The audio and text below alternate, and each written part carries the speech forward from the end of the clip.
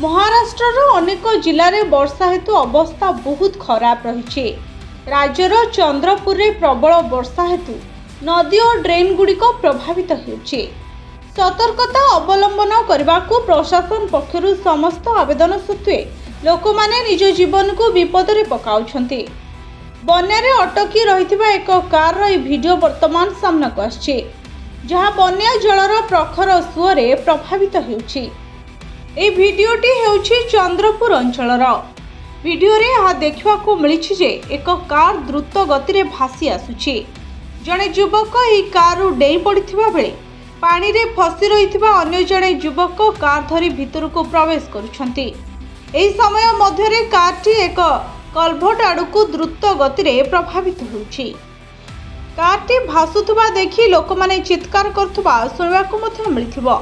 एथिसहित किछि लोक रास्ता कड़े ठिया होई ए दृश्य को देखि कार बाहर को आसवा कहते। तथापि जलर प्रभाव एते द्रुत अटे जे कारटी प्रखर सुअरे भासी जाउछे। जो व्यक्ति कार डेई पड़ती से बिना आघात रे बंची जाती। किछि समय पर अन्य युवक जनक मध्य आगकू जाई कार डेई पड़ती। वर्तमान यार वीडियो सोशल मीडिया रे खूब वायरल होबार लागिछे। ब्यूरो रिपोर्ट भंजौता न्यूज।